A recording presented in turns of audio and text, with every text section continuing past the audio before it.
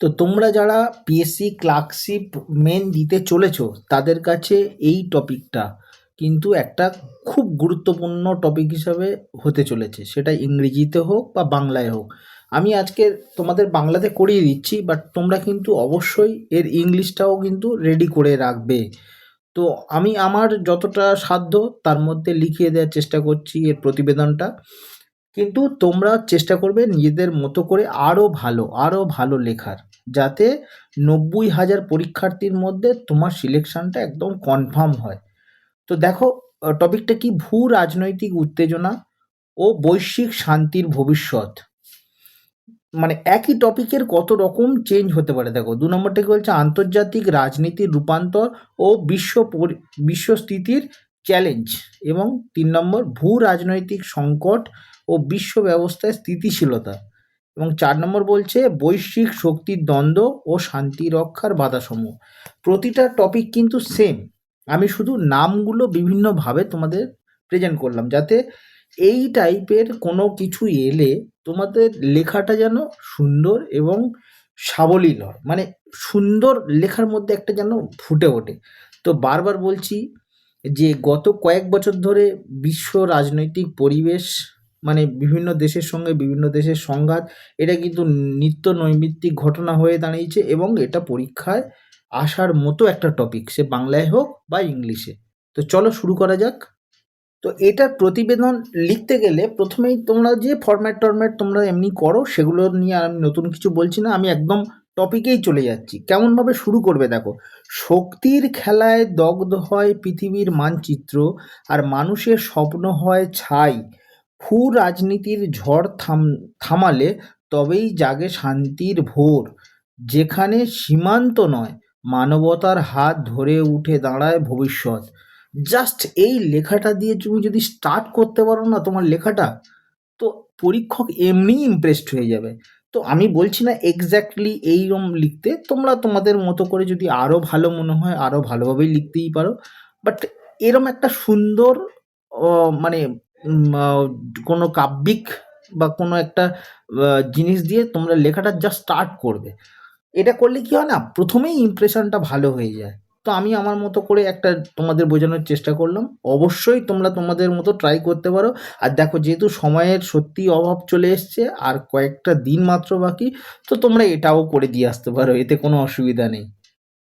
Main লেখাটা যখন শুরু করছো ঠিক এইভাবেই করো যে আধুনিক বিশ্ব ব্যবস্থা জটিল ভূ রাজনৈতিক পরিবেশে অবস্থান করছে। রাষ্ট্রশক্তির প্রতিদ্বন্দ্বিতা, অর্থনৈতিক স্বার্থ সংঘাত, সামরিক বিস্তার এবং আঞ্চলিক অস্থিতিশীলতা বৈশ্বিক শান্তি ও নিরাপত্তাকে প্রভাবিত করছে।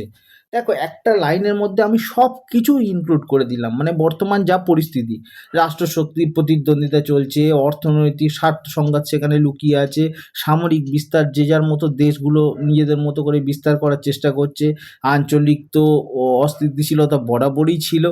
আর সঙ্গে এটা এগুলোর ফলে কি হচ্ছে না, বৈশ্বিক শান্তি আর নিরাপত্তা পুরোপুরি বিঘ্নিত করছে বা এই নিরাপত্তাকে প্রভাবিত করছে। সাম্প্রতিক ঘটনাবলী যেমন যুক্তরাষ্ট্র, চীন ও যুক্তরাষ্ট্র রাশিয়ার প্রতিদ্বন্দ্বিতা, মধ্যপ্রাচ্য ও ইউক্রেন সংঘাত, ভারত পাকিস্তান সীমান্ত বিরোধ, জাতীয়তাবাদী নীতি এবং পরমাণু অস্ত্র বিস্তার বৈশ্বিক স্থিতিশীলতাকে চ্যালেঞ্জ করছে। কি কি এক্স্যাক্টলি এই গত কয়েক বছরে ঘটে গিয়েছে, যেমন আমরা জানি রাশিয়া ইউক্রেন যুদ্ধ হয়েই চলেছে, ভারত পাকিস্তান সীমান্ত বিরোধ, মানে খারাপ জিনিসগুলোই আমাদের চোখের সামনে উঠে এলো। জাতীয়তাবাদ নীতি তো আছেই, পরমাণু অস্ত্র নিয়ে বিভিন্ন দেশ হুঙ্কার প্রতিনিয়ত দিয়ে চলেছে। তো এই জিনিসগুলোর জন্য না বৈশ্বিক স্থিতিশীলতা পুরোপুরি একটা চ্যালেঞ্জের মুখে দাঁড়িয়েছে, যে একটা সুন্দর পৃথিবী হবে, সবার সঙ্গে সবার সম্পর্ক ভালো হবে, সেই জিনিসটা পুরোপুরি কিন্তু বিঘ্নিত ঘটছে বা সেই স্থিতিশীলতাকে চ্যালেঞ্জ করছে। এরমভাবেই লিখতে হবে যে ছোট্ট লেখার মধ্যে সমস্ত তোমার যা বক্তব্য সব কিছু ইনক্লুড করতে হবে। এরপরে কি লিখবে, ভূ রাজনৈতিক সংঘাত সরাসরি অর্থনীতি, জ্বালানি নিরাপত্তা, মানবিক পরিস্থিতি এবং কূটনৈতিক সম্পর্ককে প্রভাবিত করছে। দেখো, ইম্প্যাক্ট তো অর্থনীতিতে অবশ্যই পড়ে। জ্বালানি নিরাপত্তা মানে তেল নিয়ে দেখো, যে যে সমস্ত দেশ তেল মানে উত্তোলন করে থাকে, তারা কিন্তু কন্টিনিউয়াসলি সংঘাতে জড়িয়ে আছে তাদের এই জ্বালানি নিয়ে। মানবিক পরিস্থিতি এবং কূটনৈতিক সম্পর্ককেও প্রভাবিত করছে। আঞ্চলিক ও আন্তর্জাতিক সংঘাত যেমন সিরিয়া, ইয়েমেন, ইসরায়েল, প্যালেস্তাইন বা রাশিয়া ইউক্রেন যুদ্ধ, বৈশ্বিক সরবরাহ চেন, খাদ্য ও জ্বালানি নিরাপত্তা ও মানবাধিকারকে দুর্বল করেছে। বললাম না, একটু আগেই বললাম যে সিরিয়া প্যালেস্তাইন বা সিরিয়া ইয়েমেন, রাশিয়া ইউক্রেন, এই সমস্ত যুদ্ধের ফলে কি হচ্ছে, সরবরাহের যে চেনটা, মানে একটা দেশের সঙ্গে আরেকটা দেশের যে আমদানি রপ্তানি মানে ইম্পোর্ট এক্সপোর্ট ছিল, সেখানে একটা সংঘাত হচ্ছে, বা খাদ্য জ্বালানি নিরাপত্তা বা মানবাধিকারকে দুর্বল করেছে। মানে একটা দেশ তেলের অভাবে ভুগছে, আর একটা দেশ প্রচুর তেল নিয়ে বসে আছে, সে পাঠাচ্ছে না। এখানে কি হচ্ছে, সেই দেশের যে চাহিদা সেটা মিটছে না।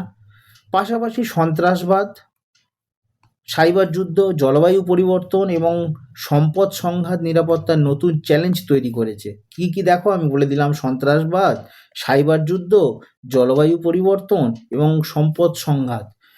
পুরো জিনিসটা কিন্তু এখানে ইনক্লুড করলাম লেখার মধ্যে, একটাকেও আমি বাদ দিলাম না, কিন্তু ছোট্ট একটা বাক্যের মধ্যে পুরোটা ইনক্লুড করে দিলাম। এইভাবেই তোমাদের করতে হবে। এখন যদি বলো এই পুরো প্রতিবেদনটার একটা সুন্দর মানে উপসংহার বানাতে হবে, তাহলে কেমনভাবে বানাবে? দেখো, একটি স্থিতিশীল বিশ্ব ব্যবস্থা গঠনের জন্য প্রয়োজন সমন্বিত কূটনৈতিক উদ্যোগ।